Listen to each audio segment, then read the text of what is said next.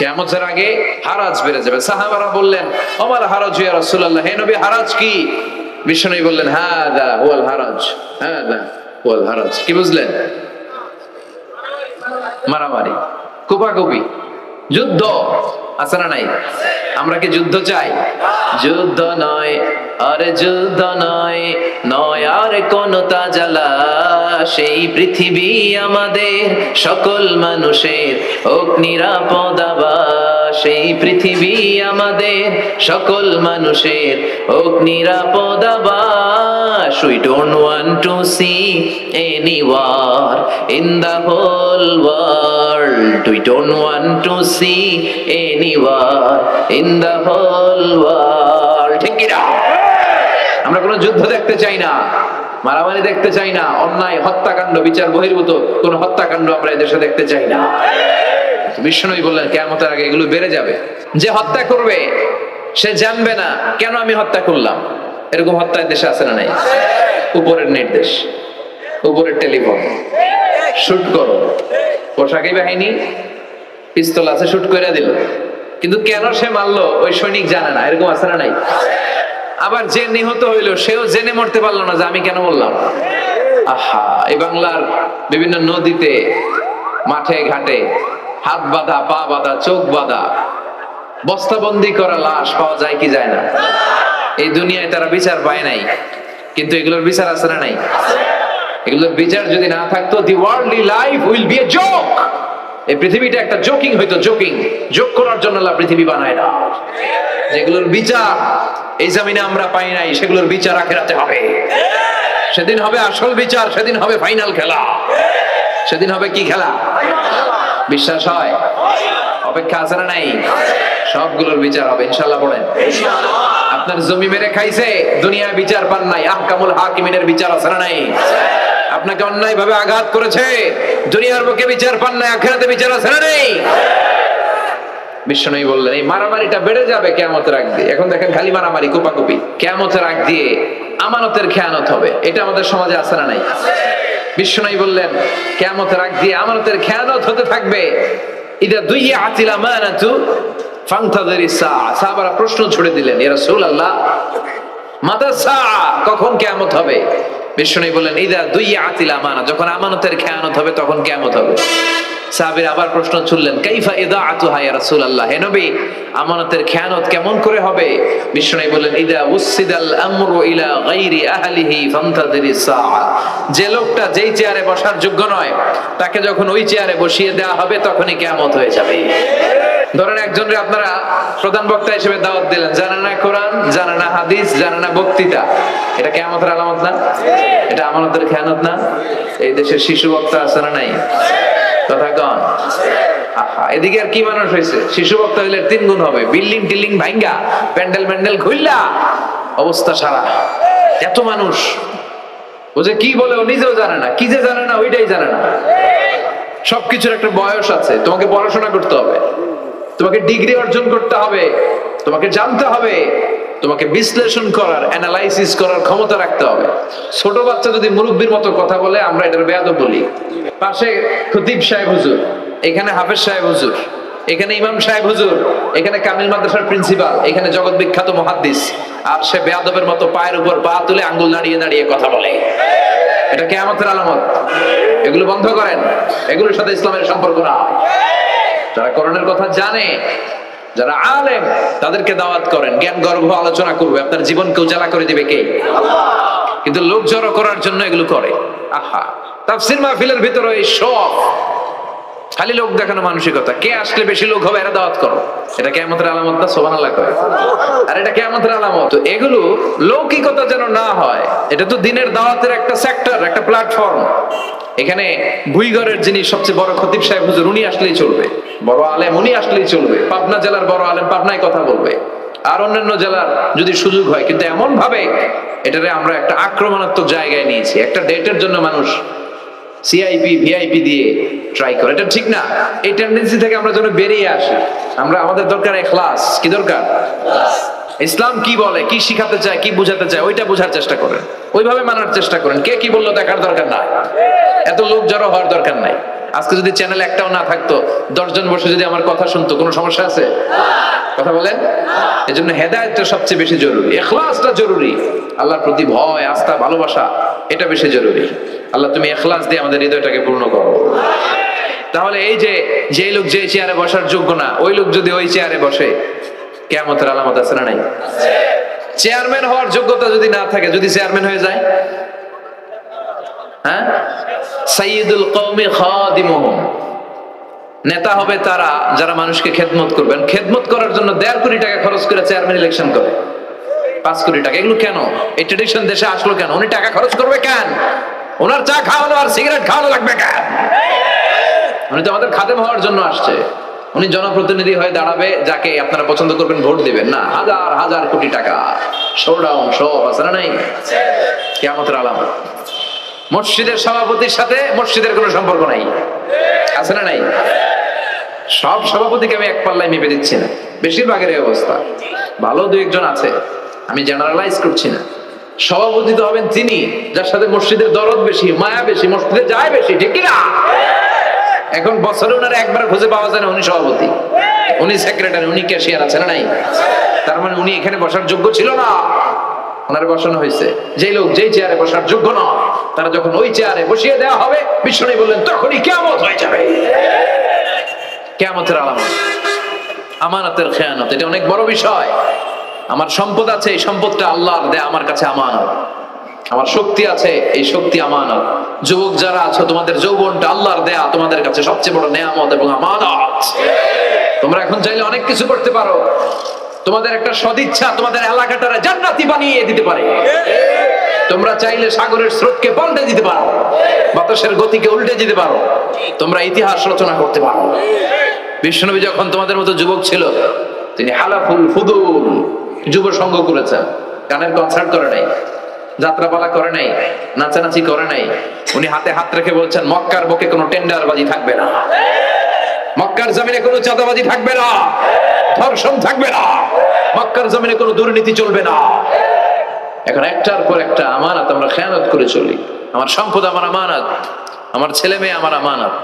আমার ছেলে কার সাথে মিশে, ও ডিশের কোন চ্যানেল দেখে, ওই ইউটিউবে কোন সাইট ব্রাউজ করে, এটার ব্যাপারে কিয়ামতের দিন আমার জিজ্ঞেস করবে কে? আল্লাহ। কারণ এটা আমানত। যিনি চেয়ারম্যান, পুরো ইউনিয়ন পরিষদ তার কাঁধে আমানত। যিনি এমপি, ওনার এলাকায় কি ঘটে না ঘটে এটা খোঁজ খবর নেওয়া তার আমানত। মেম্বার অফ দ্য পার্লামেন্ট যিনি আছেন এই এলাকা, তার এলাকায় যদি ইয়াবার আড্ডা বসে, গাঞ্জার আসর বসে, এটার দায়ভার তিনি এড়াতে পারেন না। তার এলাকায় ধর্ষণ হলে এটার দায়ভার তিনি এড়াতে পারেন না। এটা তো আমানত। যিনি মন্ত্রী, পুরো মন্ত্রণালয় এটা তার কাঁধে আমানত। যিনি মাননীয় প্রধানমন্ত্রী, আমার 56,000 বর্গ মাইলের প্রতিটা ইঞ্চি মাটি তার হাতে আমানত। এটা অনেক বড় বিষয়। আর মুমিনের বৈশিষ্ট্য হচ্ছে ওয়াল্লাযীনাহুম লিআমানাতিহিম ওয়া আহদিহিম রাউন। যারা বিশ্বাসী তারা কথা দিয়ে কথা রাখে আর আমানতের খেয়ানত করে না। এজন্য আমানত পূর্ণ করতে রাজি আছেন? যেখানেই আমানত নষ্ট হবে সেখানেই কিয়ামতের ভয় আছে না নাই? দেখেন বিশ্বনবী কত চমৎকার করে দার্শনিকের মতো বলে গেলেন, যাই বলে গেলেন তার পুরোটাই সমাজের সাথে মিলে যায়। কিয়ামতের আগে বড় বড় টাওয়ার বানানোর প্রতিযোগিতা শুরু হয়ে যাবে। আরব বিশ্বে দেখবেন বুর্জ আল খলিফা, জমজম টাওয়ার, এই টাওয়ার, ওই টাওয়ার, একটার পর একটা টাওয়ার। বিশ্বনবী বললেন কাবার পাশে যে পাহাড়গুলো আছে, কাবার পাশের টাওয়ারের উচ্চতা যদি পাহাড়ের চেয়ে উঁচু হয়ে যায়, ফাআলাম ফাইন্নাল আমরা কদ আযাল্লাক, জেনে রাখো কিয়ামত বেশি দূরে নাই, কিয়ামতের ছায়া তোমার উপরে ছায়া দিচ্ছে। এখন মক্কা শহরের পাহাড়ের চেয়ে হাইট বেশি এরকম বিল্ডিং আছে না নাই? কাবা ঘরের পাশেই তো একটা আছে, জমজম টাওয়ার, 120 তলা উঁচু। দি মক্কা রয়্যাল ক্লক টাওয়ার 120 তলা, বিশাল বড় ঘড়ি লাগানো। এগুলো সব কিয়ামতের আলামত। ওর 2টা গাড়ি আছে, আমার লাগবে 4টা গাড়ি। ও তাহাজ্জুদ পরে, আমারও যে পড়তে হবে ওই টেনশন নাই। ওর মেয়ে হেজাব পরে, আমার মেয়েটারও হেজাব পড়াবো ওই চিন্তা নাই। ওর ছেলে নামাজে যায়, আমার গাঞ্জা খট্টারও নামাজি বানাবো এই টেনশন করে না। খালি সম্পদ কেমনে বাড়াবে, দুনিয়াবি চিন্তা। এই পৃথিবীটা একটা ধোঁকা, এই পৃথিবীটা একটা ধোঁকা। একটু থামেন, sit down and think about death. মৃত্যু সম্পর্কে ভাবেন। The most certain thing in our life is death. আমাদের জীবনের সবচেয়ে সুনির্দিষ্ট নিশ্চিত বিষয়টা হচ্ছে মরণ। মরা লাগবেই, চলে যেতে হবে, ঠিক কিনা? কিন্তু এই দুনিয়ার মায়াজালে আটকে পড়ে আমরা আখিরাতকে, মৃত্যুকে বেমালুম ভুলতে বসেছি। বিশ্বনবী বললেন কিয়ামতের আগে মানুষের টেন্ডেন্সি হবে, মানুষ বড় বড় ইয়াতাতাওয়ালুনা ফিল বুনিয়ান, people will start to compete constructing high rises building in the cities. সমাজে বড় বড় টাওয়ার বানানো শুরু করে দেবে। এটা আছে না নাই? এরপর বিশ্বনবী বললেন যুহুরুন নিসা আল কাসিয়াত আল আরিয়াত আল মাইলাত আল মুমিলাত, কিয়ামতের আগে পোশাক পরিহিতা নেকেড উলঙ্গ নারীদের সংখ্যা বেড়ে যাবে। ভয়ঙ্কর। বিশ্বনবী বললেন কাসিয়াত আল আরিয়াত আল মাইলাত আল মুমিলাত, পোশাক পরিহিতা উলঙ্গিনী, মানে বোরকাও পড়বে, বোরকাওয়ালি।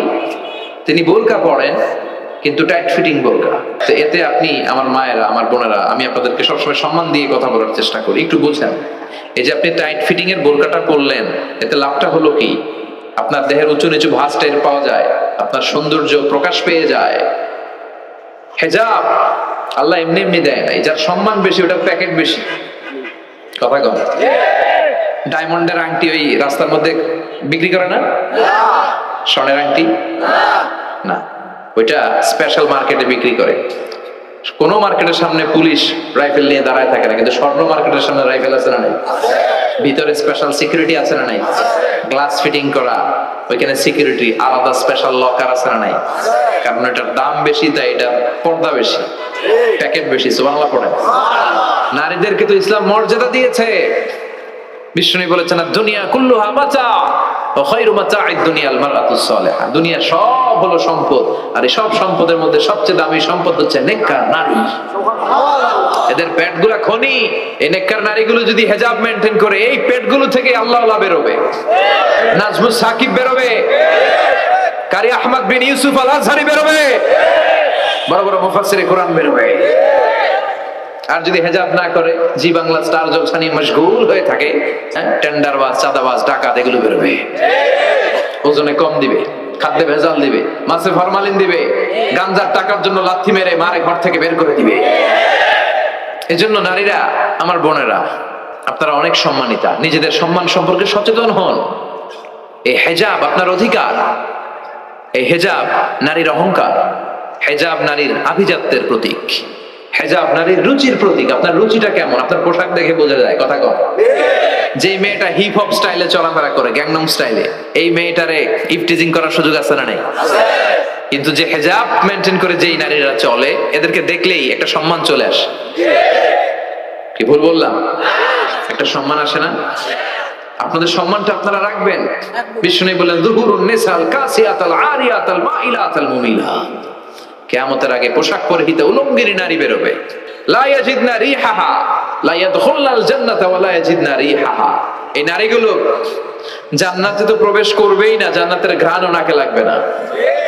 ওয়া ইন্না রিহাহা তুজাদু মিন মাসিরাতি 500 সানা, আর জান্নাতের ঘ্রাণ 500 বছর দূরের রাস্তা থেকে টের পাওয়া যায়।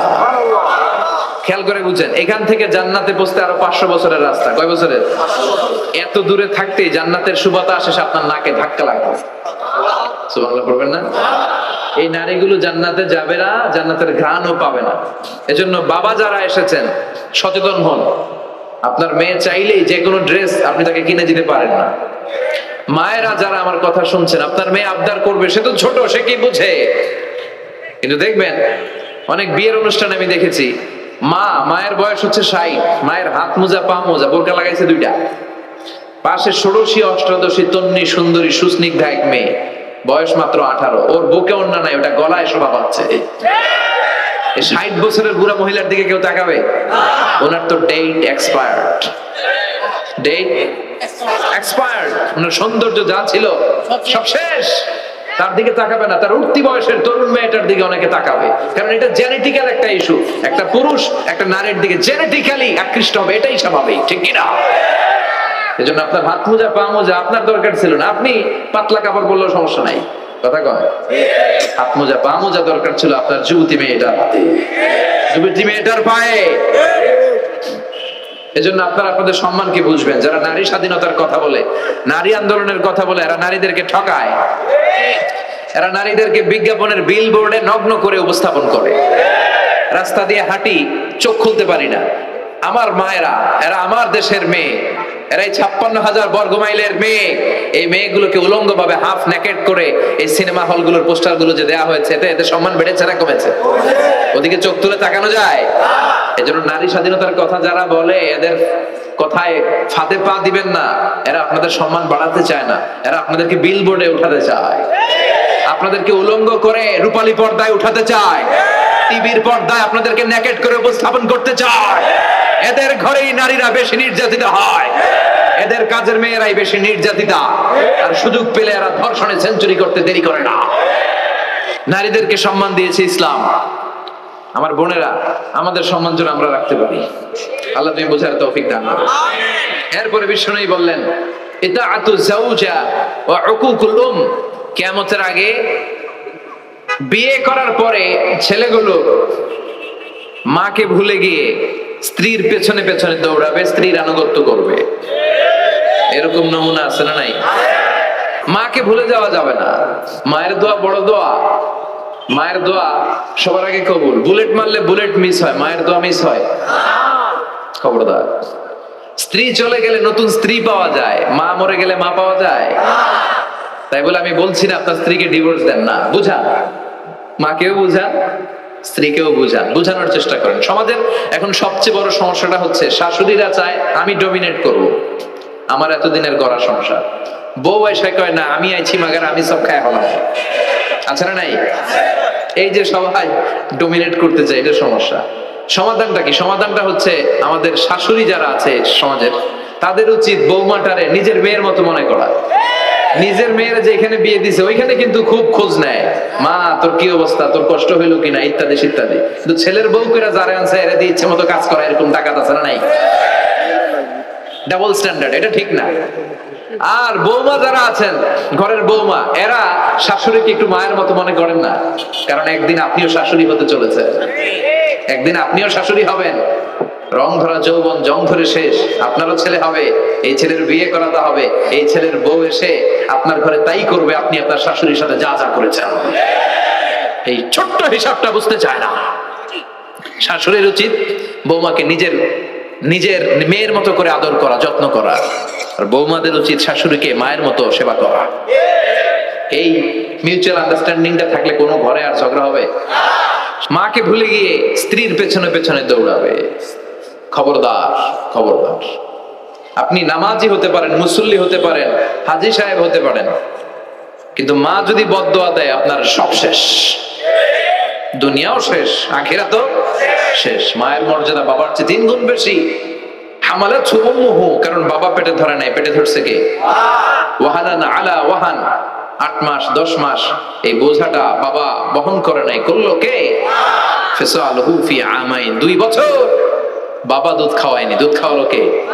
মায়ের এক ধার দুধের দাম কাটিয়া গায়ের চাম, পাপস বানাইলেও ঋণের শোধ হবে না, এমন দরদি ভাবে কেউ হবে না আমার মা গো। ঠিক কিনা? লাউ কাতা'তা জিলদাক, আপনার গায়ের চামড়া কেটেও যদি মায়ের পায়ের জুতা বানিয়ে দেন, কি বানিয়ে দেন? কি দিয়ে? গায়ের চামড়া দিয়ে। এই যে 2 বছর যে দুধ খাইলাম, এই দুধের 1 ঢোক দুধের সুদটাও আদায় হবে না। সেজন্য খবরদার, মাকে যেন আমরা ভুলে না যাই। মা দোয়া করতে দেরি, ওই দোয়া কবুল হতে। আমরা ছোটবেলায় যে কত কষ্ট দিয়েছি, সবচেয়ে বেশি কষ্ট যখন দিয়েছি মাকে, ওই স্মৃতিগুলো আমাদের মনে পড়ে না। আপনার বয়স যখন 1 বছর, আপনি স্মৃতি হাতড়ে এত দূর যেতে পারবেন? 1 বছর বয়সে কি কি কষ্ট দিয়েছিলেন মনে আছে? মানুষের বয়স যখন 2, 3, 4 হয়, 4-5 বছর বয়সে তখন তার কথাগুলো খেয়াল থাকে। কিন্তু সবচেয়ে কষ্ট কিন্তু মাকে বাবাকে আমরা দিয়েছিলাম যখন আমাদের বয়স 1-2 বছর ছিল। আর মায়ের পেটের ভিতরে যখন ছিলাম তখনও কষ্ট দিয়েছি কি দেই নাই? এক একটা লাথি যখন মেরেছি আমার মা বেহুশ হয়ে যেত। আমাকে আপনাকে জন্ম দিতে যে আপনাদের মা কতটা কষ্ট করেছেন খেয়াল করে শুনেন। চিকিৎসা বিজ্ঞানীরা বলে একজন সুস্থ মানুষ 45 ইউনিট পেইন, মানে ব্যথা, একসাথে সহ্য করতে পারে। ব্যথার তীব্রতা, সিভিয়ারনেস যদি এর চেয়ে বেড়ে যায়, হয়তো লোকটা বেহুশ হয়ে যাবে, না হয় মরে যাবে। কিন্তু আমার আর আপনার মা আমাকে আর আপনাকে জন্ম দিতে যে ওই ডেলিভারি যখন দিয়েছিল, 57+, 57 ইউনিটেরও বেশি ব্যথা তিনি সহ্য করেছিলেন। যেটা কোনো অ্যাক্সিডেন্টে আমাদের দেহে প্রত্যেকের 206টা হাড্ডি, কোন সড়ক দুর্ঘটনায় আপনার দেহের 20টা হাড্ডি একসাথে টাস টাস করে ভেঙে গেলে যত ব্যথা তার চেয়েও বেশি ব্যথা। যেন খবরদার খবরদার, মাকে যেন আমরা ভুলে না যাই, মায়ের দোয়া যেন নেই। কখনো যদি মায়ের সাথে বেয়াদবি করে থাকি আমরা যেন মাফ চেয়ে নেই। আমরা সবাই মায়ের দোয়া নিব, মায়ের দোয়া ছাড়া কেউ জীবনে সফল হতে পারে। মা যার চলে গেছে তারা জানে মা না থাকার কি জ্বালা। হ্যাঁ, মায়ের কথা মনে পড়ে না? যখন রাত্রি নিঝুম এই চোখে ঘুম, একলা শূন্য ঘরে তোমায় মনে পড়ে, মাগো তোমায় মনে পড়ে, জানি তোমার দোয়া পেলে উঠব সকল বাধা ঠেলে, তোমার দোয়া সকল কাজে ঝরছে মাথায় পড়ে, তোমায় মনে পড়ে মাগো তোমায় মনে পড়ে, যখন রাত্রি নিঝুম এই চোখে ঘুম, একলা শূন্য ঘরে তোমায় মনে পড়ে, মাগো তোমায় মনে পড়ে। ঠিক কি না? আমরা যারা মা হারা বাবা হারা আল্লাহর কাছে আমরা কামনা করি, আল্লাহ আমাদের বাবা মাকে তাদের কবরগুলোর তুমি জান্নাতের টুকরা বানিয়ে দাও। বিষ্ণু বললেন যুখরুফাতুল মাসাজিদ ওয়াত তাবাহি বিহা, কিয়ামতের আগে মসজিদ নিয়ে অহংকার শুরু হয়ে যাবে। ওই মসজিদ টাইলসের মসজিদে আমরা এসি লাগাবো, ওইটাতে 3 তালা করছে আমরা 5 তালা করবো, ডিজাইন করব এগুলা, কিন্তু আমরাও যে নামাজ পড়বো এই চিন্তা নাই। কথা কম, মসজিদের সৌন্দর্য হচ্ছে মুসল্লি দিয়ে, কি দিয়ে? কিন্তু আমাদের মসজিদ গুলো মুসল্লি শূন্য। ফজরের সালাতে বেহাল দশা, কথা বলেন, জোহরের সালাতে বেহাল দশা, আসরের বেহাল দশা, মাগরিবে একটু বাড়ায় আসে আবার বেহাল দশা, কথা বলেন। এজন্য মসজিদে গিয়ে সালাত পড়তে হবে, মসজিদ নিয়ে বাড়াবাড়ি করা যাবে না, দলাদলি করা যাবে না। মসজিদকে আমরা এত ডিজাইন করি, এটাও নিষেধ। মসজিদের সামনের দেয়ালে ঘড়ি টড়ি লাইটিং ফাইটিং এগুলো যত কম দেয়া যায় তাহলে দৃষ্টিটা ওইদিকে যাবে না। লাইট টাইট সবকিছু পেছনে হবে, যার ঘড়ি দেখা দরকার পেছন থেকে দেখে নিবে, সামনের জায়গাটা হবে ফ্রেশ। কিন্তু এরকম মসজিদ বাংলাদেশে খুঁজেই পাওয়া যায় না, কথা বলেন। বিশ্বনবীর মসজিদ ছিল, বুখারীর বর্ণনা, ওয়া কানা সাকফুল মসজিদে জারিদুন নাখাল, বিশ্বনবীর মসজিদে নববীর ছাদ ছিল খেজুর পাতা দিয়ে তৈরি, ডালা দিয়ে তৈরি ছাদ। আর মসজিদে নববীর ফ্লোর ছিল বালুর ফ্লোর, বৃষ্টি হলে কাদামাটি হয়ে যেত। বিশ্বনবীর সাহাবীরা বর্ণনা করেন, রাআইতু রাসূলুল্লাহি সাল্লাল্লাহু আলাইহি ওয়াসাল্লাম ইয়াসজুদু ফিল মাই ওয়াত তিন, কাদামাটির উপরে বিশ্বনবী সিজদা দিচ্ছেন, নামাজ পড়ছেন। সুবহানাল্লাহ। সালাম ফিরিয়ে বিশ্বনবী যখন সাহাবীদের দিকে মুখ ফিরিয়ে বসে তাসবিহ পড়তেন, সাহাবারা বর্ণনা করেন, রাআইতু আসারা তিনি ফি জাবহাতি, বিশ্বনবীর কপাল মোবারকে আমরা কাদার মাটি দেখতে পেয়েছি। আর আমাদের মসজিদে খালি টাইলস। তোরা ঢাকায় টাইলস, আমরা উজবেকিস্তান থেকে টাইলস নিয়ে আসবো, আছে না নাই? এজন্য মসজিদ দিয়ে যেন আমরা দলাদলি না করি, মসজিদটার জন্য হেদায়েতের মার্কাজ বানাই। রাজি আছেন তো?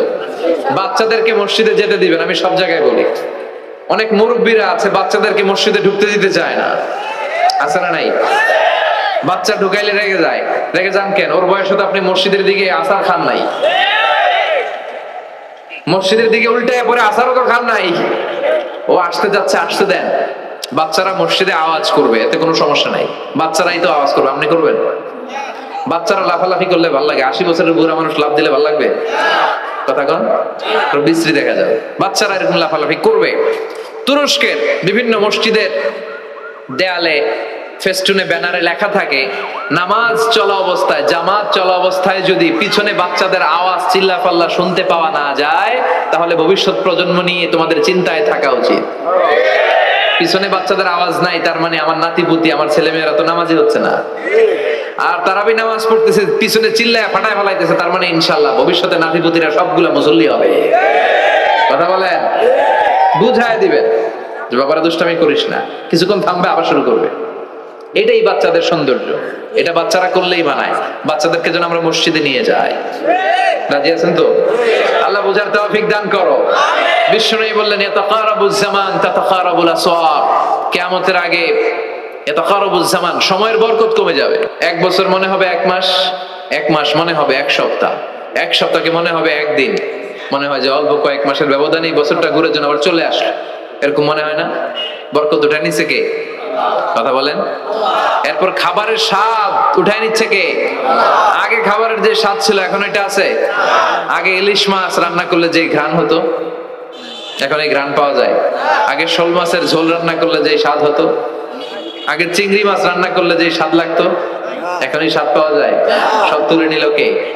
দেখেন বিশ্বনবী যা যা বললেন তার প্রমাণ সমাজে আছে না নাই? শুনতেছেন না কষ্ট হচ্ছে? আর দু একটা আলামত শুনবেন, শেষ করে দেই।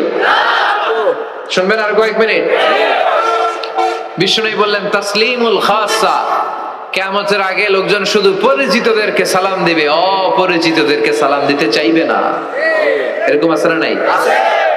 এই মুরব্বী চাচারে চিনি, চাচা আসসালামু আলাইকুম, চিনি আসসালামু আলাইকুম, ওদিকে চিনি আসসালামু আলাইকুম, কিন্তু অন্য একটা এলাকায় গেছি ওখানে কাউরে চিনি না, সালামও দেয় না। বাসে উঠছেন কাউরে চিনেন না, সালাম দেন না, এরকম আছে না নাই? তো সালাম কি যাদেরকে চিনেন এদের জন্য? কথা কন। আলা মান আরাফতা ওয়া মান লাম তা'রিফ, যাকে চিনো সালাম দাও, যাকে চিনো না তাকেও দাও। আল বাদিউ বিস সালাম, বিশ্বনবী বলেন আগে আগে দাও। আল বাদিউ বিস সালাম বারিউম মিনাল কিবর, আগে আগে যে সালাম দেয় তার হৃদয় থেকে অহংকার মুক্ত করে দেয় কে? আল্লাহ। অহংকার মুক্ত হওয়ার দরকার আছে না নাই? যার হৃদয়ে যারা পরিমাণ অহংকার থাকবে সে জান্নাতে প্রবেশ করতে পারবে? কথা বলেন। এজন্য আমরা আগে আগে সালাম দেব। ছোটরা বড়দেরকে দিব, বড়রা ছোটদেরকে দিব, হাজবেন্ড ওয়াইফকে দিব, ওয়াইফ হাজবেন্ডকে দিব। রাজি আছেন তো? আজকে যারা স্বামী যারা আসছেন বাড়িতে যেই ভাবির আগে সালাম দিবেন। রাজি আছেন? কথা কয় না, আওয়াজ ছোট হয়ে গেছে। পারা যাবে? আপনি আগে সালাম দিবেন, এটা দেখে আপনার স্ত্রী লজ্জা পেয়ে আপনার আগে দিবে, এগুলো দেখে বাচ্চারা সালাম শিখে ফেলবে। সুবহানাল্লাহ কবেন না? আমরা কি চাই না আমাদের ফ্যামিলি গুলো খুব সুন্দর হোক? আমরা কি চাই না আমাদের ফ্যামিলি গুলো জান্নাতি হোক? এরপরে বিশ্বনবী বললেন খুতাবুকুম তাবিলা সালাওয়াতুকুম কাসীরা, কিয়ামতের আগে খুতবাগুলো লম্বা হবে আর সালাতগুলো খাটো হয়ে যাবে। এই যে বক্তব্য লম্বা, নামাজ হয়ে যায় খাটো, আছে না নাই? হুজুর ওয়াজ করেন, ওয়াজ টেস্ট লাগে, নামাজ টেস্ট লাগে না, আছে না নাই? এশার নামাজে পড়ে না, ফজর নামাজে পড়ে না, রাত 2টা পর্যন্ত ওয়াজ শুনে, আছে না নাই? এরকম করা যাবে না। নামাজ কামাই করা যাবে না। সবার আগে হবে নামাজের হিসাব। নামাজের হিসাব ঠিক তো আপনার পুরো আমলনামা ঠিক। নামাজে ভেজাল তো সব জায়গায় ভেজাল। প্রথম হিসাব নেওয়া হবে সালাতের, খবরদার। এরপরে বিশ্বনবী বললেন লা ইউকাসসামুল মিরাস আলা ওয়াজহিন সাহিহ। বিশ্বনবীর হাদিস থেকে এরকম বর্ণনা পাওয়া যায়, এর মাফহুম হচ্ছে লা ইউকাসসামুল মিরাস আলা ওয়াজহিন সাহিহ, সহিহ পদ্ধতিতে মিরাজ বণ্টিত হবে না। লিযযাকারি মিসলু হাযযিল উনসায়াইন, সব বাবাদেরকে আল্লাহ বললেন উত্তরাধিকারের বন্টন নীতি তুমি মেনে ছেলে মেয়েদের মধ্যে বন্টন করে দিবা। ছেলের দিবা যদ্দুর, মেয়ের দিবা অর্ধেক। কার আইন? কথা বলেন, আইনটা কার? ছেলেরে যদি 2 লাখ দেন, মেয়েরে চিল্লায় বলেন, ছেলে 2 লাখ পেলে মেয়ে কয় লাখ? ছেলে 4টা বাড়ি পেলে মেয়ে কয়টা বাড়ি? অনেক বাবা আছে মেয়েরা কয় মা তোর বাইরে সব দিয়ে দিলাম, তোর লেগে দোয়া করে দিলাম। মেয়ের লেগে কি করে দেয়? আর ভাইরে সব দিয়ে দেয়। এগুলো ডাকাত। এগুলো কি? ছেলে যেটা প্রাপ্য দিয়ে দেন, মেয়ে যেটা প্রাপ্য দিয়ে দেন, তারপরে হাত তুলে দোয়াও করে দেন। কথা বলেন। অনেক মা আছে ছেলেরে বেশি খাওয়ায়, মেয়েরে কম খাওয়ায়, আছে না নাই? ছেলের পাতে মুরগির রান, মাইয়ার পাতে মুরগির ঠ্যাং, আছে না নাই? দেখবেন ওই মা বাবার হয়তো অনেক সময় শেষ কালটা ছেলের বাড়িতে কাটে না, কাটে মেয়ের বাড়িতে, আছে না নাই? কারণ প্রকৃতির একটা মায়ের আছে না নাই? শেষ মাইরটা আল্লাহ দিবে। শেষ মাইরটা কার? আল্লাহ ছাড় দেয়, ছেড়ে দেয় না। আল্লাহ কি দেয়? কি দেয় না? আল্লাহর সব মনে থাকে। আল্লাহ শেষ খেলাটা খেলে দিবে। চিল্লায় বলেন ঠিক কিনা? বাবা মা যারা আছেন সাবধান, উল্টাপাল্টা করেন না। এগুলো নিয়ে কত বিচার যে আমাদের কাছে আসে, কত মাসালা যে আসে। কেন করেন এগুলো? সমানভাবে আপনি ইনসাফ করেন, কিয়ামতের দিন আপনার বিচার করার সময় আল্লাহ আপনার উপর ইনসাফ করবে। আপনি ঠকাবেন, আল্লাহ আপনার 14 গোষ্ঠী উদ্ধার করে ছাড়বে। তিনি ভুলে যান না, তিনি ছাড় দেন, ছেড়ে দেন না। এজন্য মিরাসের যে বন্টন পদ্ধতি, আমরা যেন ইসলামের দেয়া পদ্ধতি অনুসরণ করি। আল্লাহ তৌফিক দাও। কিয়ামতের আগে ভূমিকম্প বেড়ে যাবে, আছে না নাই? কিয়ামতের আগে আত্মহত্যা বেড়ে যাবে, আছে না নাই? কিয়ামতের আগে ঢোল বাদ্য নাচানাচি বেড়ে যাবে, আছে না নাই? বাংলা মায়ের একতারা সুর কতই ভালোবাসি, দোতারা সুর কতই ভালোবাসি, বাজারে ঢোল বাজারে বাসি। বিশ্বনবী বললেন বুইসতু আন উকাসসিরাল মাযামির, আমি ঢোল, বাদ্য, তবলা, হারমোনিয়াম এগুলোরে ভেঙে মাটির সাথে গুড়িয়ে দেওয়ার জন্য এসেছি। আর ওই নবীর উম্মত কয় বাজারে ঢোল বাজারে বাসি। আছে না নাই? ঢোল বাদ্য বাজানো যাবে? এই হাই বিটের মিউজিক আপনি শুনলে আপনার অন্তরে নেফাকি তৈরি হবে, নামাজে মজা পায় না। ওই নামাজে মজা পায় না। তুমি আজীবন শোনো কুচকুচ হোতায়, তো তুমি নামাজে মজা পাইবা কেমনে? আজীবন শুনে কি কুচকুচ হোতা হয়। এখন নামাজে মজা পায় না, জিকির করে মজা পায় না, তেলাওয়াতে মজা পায় না, মজা নাই, মনোযোগ নাই। হৃদয়টাকে তো তুমি শয়তানের আখড়া বানিয়েছো, তুমি সালাতে প্রশান্তি পাবে কি করে? এজন্য এই মিউজিক্যাল ইনস্ট্রুমেন্ট থেকে দূরে থাকতে হবে, এগুলো অন্তরে নেফাকি তৈরি করে। আপনি দফ বাজাতে পারবেন? দফ, দফ চিনেন? ঢোলের দুই দিক আটকানো, দফের একদিক আটকানো একদিক খোলা, এটা বাজিয়ে আপনি নাশিদ পরিবেশন করতে পারবেন, সমস্যা নাই। বিশ্বনবী বিয়ের ক্ষেত্রে বলেছেন আলিনু আন নিকাহ বিদ্দুফুফ, এই দফ বাজিয়ে দফের ব্যান্ড পার্টি করে বিয়ের ঘোষণা দিয়ে দাও। ঈদের দিন বিশ্বনবী শোয়া, কিন্তু ছোট্ট মেয়েরা এসে দফ বাজিয়ে নাচ গান করতেছে, ছোট মেয়েরা। সাইয়েদনা আবু বকর দেখে রেগে গেলেন, আমিজবারু শাইতানি ফি বাইতি রাসূলিল্লাহ, আল্লাহর নবীর ঘরে শয়তানের বাদ্য। বিশ্বনবী বললেন দাহু ইয়া আবু বকর, আবু বকর রাখো, ইন্না লিকুল্লি কওমিন ঈদ, সব জাতিরই তো একটা ঈদের অনুষ্ঠান আছে, হাদা ঈদুনা, আজকের দিনটা আমাদের ঈদের দিন, বাচ্চাদেরকে একটু আনন্দ উৎসব করতে দাও। এই দফ বাজালে কোনো ক্ষতি নাই। বিশ্বনবী মক্কা থেকে যখন মদিনায় হিজরতে গেলেন, কোন পথ দিয়ে আমার নবী আসবে জানার জন্য মদিনার ছেলেমেয়েরা পাগল হয়ে গেল, ওই পথে দফ নিয়ে দাঁড়িয়ে রইল।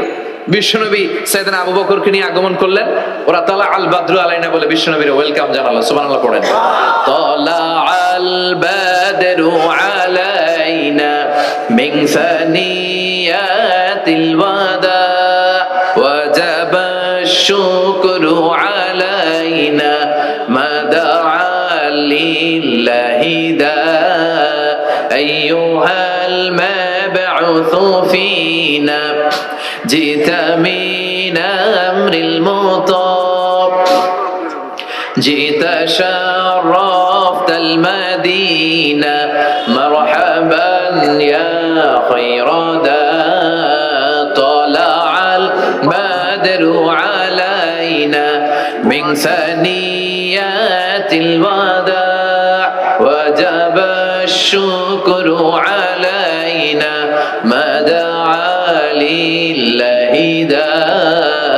পড়েন আল্লাহু আকবার। আমরা যেন এই সুস্থ সংস্কৃতির প্রচার প্রসার করতে পারি। ইসলাম বিনোদনের নিষেধ করে নাই, কিন্তু বিনোদন শুড বি হালাল বিনোদন, ঠিক কিনা? আপনি অসুস্থ সংস্কৃতির চর্চা করলে ওইটা আল্লাহ অ্যাকসেপ্ট করবে না। সংস্কৃতিটা হতে হবে সুস্থ সংস্কৃতি। আল্লাহ তুমি তৌফিক দাও। বিষ্ণু যা যা বললেন, ভুইঘরের ভাইয়েরা, তার প্রতিটি আমাদের আশেপাশে চোখের সামনে পেছনে আছে না নাই? এটা ফিতনার যুগ। কিসের যুগ? এই যুগে আমানতের খেয়ানত হবে, এই যুগে নারীরা বেপরদা হয়ে চলাফেরা করবে, এই যুগে নিজের ঈমান বাঁচানো কঠিন হয়ে যাবে। এই কঠিন বিপদের সময় আমাদেরকে বাঁচাতে পারে দুইটা জিনিস। কয়টা জিনিস? চিল্লায় বলেন কয়টা? দুইটা জিনিস শুধু আমাদেরকে বাঁচাতে পারে। এক হচ্ছে আল্লাহর কোরআন, দুই হচ্ছে বিশ্বনবীর সুন্নাহ, ঠিক কিনা? এই দুইটা জিনিসকে মারির দাঁত দিয়ে আঁকড়ে ধরে রাখতে হবে, তাহলে সে পথভ্রষ্ট হওয়ার কোনো সুযোগ। This Quran and sunnah, our way to Jannah, ঠিক কিনা? আওয়াজ করে আমার সাথে পড়েন, কোরআন and sunnah, our way to Jannah। আওয়াজ বাড়ায় দেন।